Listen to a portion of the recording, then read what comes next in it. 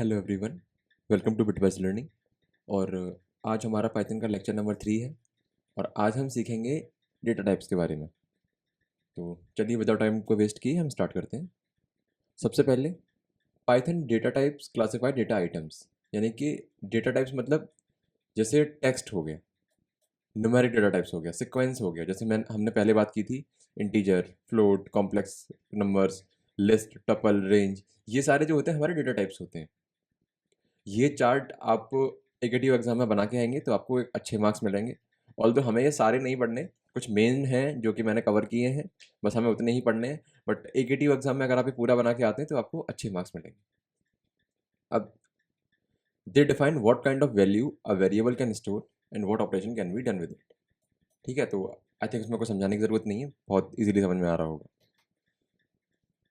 अब हम सीधा आते हैं टाइप्स ऑफ डेटा टाइप्स पे।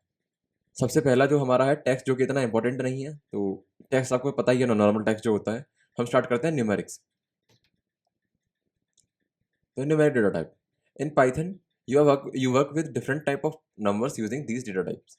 अब जैसे इंट हो गया, फ्लोट हो गया, कॉम्प्लेक्स हो गया। अब ये सारे आपने मैथ्स में पढ़े ही होंगे। इंटीजर क्या होता है, फ्लोटिंग पॉइंट होता है जो कि डेसिमल में आती है वैल्यू। ठीक है, और कॉम्प्लेक्स नंबर जिसमें एक इमेजिनरी नंबर्स होते हैं। अब एग्जाम्पल जरा देख लेते हैं, जैसे एज है 25, ये एक नॉर्मल इंटीजर है, तो इसको पाइथन एक इंटीजर में रखता है। अब हाइट 5.9, ये हो गया फ्लोट। इम्पीडेंस ये एक वेरिएबल हो गया, इसमें 3+4 J है। जे यानी कि इमेजिनरी नंबर हो गया, तो ये कॉम्प्लेक्स नंबर हो गया। यहाँ पे आप देख सकते हैं ये जो आउटपुट आए हैं सबके, इन फ्लोट और complex respectively. Next is list. List another type of data type होता है जो हम ब्रैकेट को यूज करके बनाते हैं, स्क्वायर ब्रैकेट को यूज करके। याद रखना ये बात, लिस्ट को हम स्क्वायर ब्रैकेट यूज करके बनाते हैं। इसका पर्पस होता है ऑर्डर्ड कलेक्शन को स्टोर करना। ठीक है, ये काफी इंपॉर्टेंट टर्म है, ordered collection. Can hold elements of similar और डिफरेंट डेटा टाइप्स, यानी कि आप एक लिस्ट को बना सकते हो। जैसे यहाँ पे ये जो एग्जांपल है 1, ये एक न्यूमेरिक डेटा टाइप है। ये एक स्ट्रिंग हो गया, ये एक फ्लोटिंग पॉइंट हो गया, ये एक बुलियन वैल्यू हो गई। यानी कि लिस्ट में आप different type of data types को स्टोर कर सकते हो। ठीक है, अब items are separated by commas enclosed in a square bracket, जो कि मैंने आपको बताया था अभी, कि यहाँ स्क्वायर ब्रैकेट के अंदर सारे आइटम्स आते हैं जो कि सेपरेटेड होते हैं बाय कॉमा। ठीक है, अब जैसे ये जो हमने ये प्रोग्राम बनाया हुआ है, आप यहाँ पे देख सकते हैं इसका जो आउटपुट आया है। जब हमने इसका आउटपुट निकाला तो ये इसका आउटपुट आया है प्रॉपर एक लिस्ट बन के। और जैसे हमने जब टाइप को देखा कि इसका टाइप क्या है, तो आउटपुट आया है class list, right. Next is tuple. अब टप्पल हम पैरेंथेसिस को यूज करके बनाते हैं। यही चीज़ याद करने वाली है इसमें, कि जब हम क्या होता है कभी कभी एग्जाम टाइम पे हम कंफ्यूजन हमें हो जाता है और हम ये भूल जाते हैं कि हमें लिस्ट कैसे बनानी है, टपल कैसे बनानी है, या डिक्शनरी कैसे बनानी है। यही 3 इंपॉर्टेंटली हैं। एक सेट्स भी होता है, 4 यही इंपॉर्टेंट हैं, और सबका बस यही याद रखना है कि किसको कैसे बनाया जाता है, क्योंकि कभी कभी कन्फ्यूजन हो जाता है और हमारे पूरे मार्क्स चले जाएंगे अगर हमने ये ब्रैकेट गलत यूज़ कर दिया तो।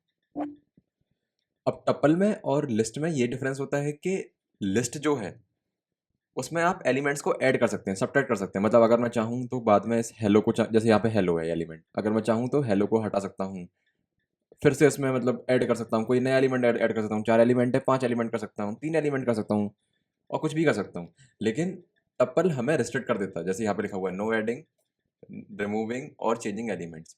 इसको हम कहते हैं इम्यूटेबल। Tuples are immutable. ये एक बहुत इंपॉर्टेंट पॉइंट है। मैं आपको जब ये आप नोट्स डाउनलोड करोगे मैं यहाँ पे इंक्लूड कर दूंगा उस पॉइंट को।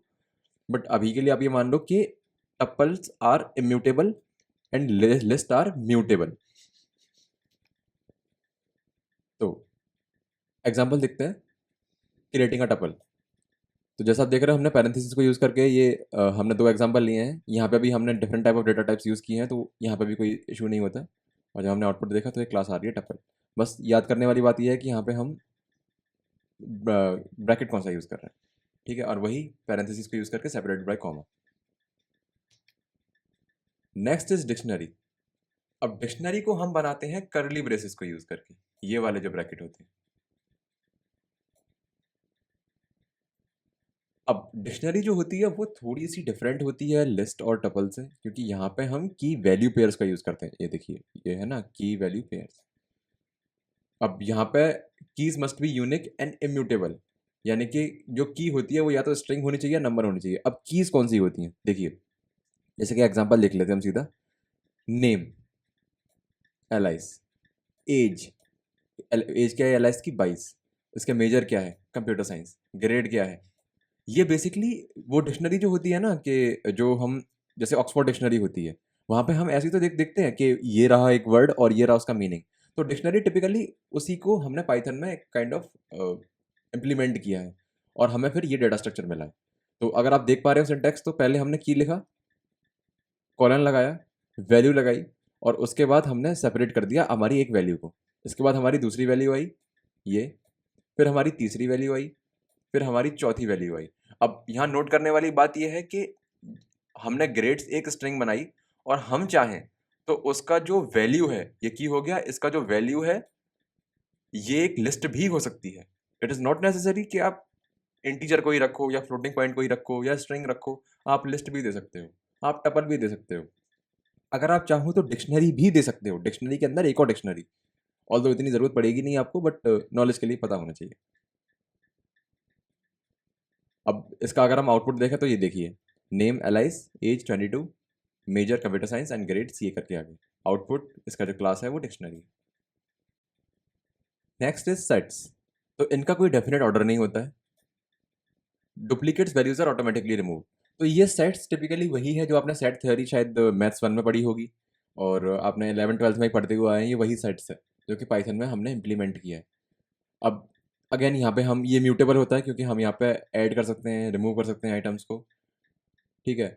And it is created using curly braces और सेट फंक्शन। तो आप या तो ऐसे बना लो इसको, देखो। अब यहाँ पे आप शायद कंफ्यूज हो रहे होगे कि ये भी कर्ली ब्रेसेस से बनता है ना, डिक्शनरी भी कर्ली ब्रेसेस से बनती है। तो डिफरेंस यहाँ पे ये होता है, जब आप सिंगल वैल्यू का इनपुट दे रहे हो, जैसे एप्पल, कॉमा सेपरेटेड बनाना, कॉमा सेपरेटेड ऑरेंज, यहाँ पाइथन इंटरप्रेटर ने देख लिया कि एक ही एक एलिमेंट आ रहा है, दैट मीन्स ये एक सेट है।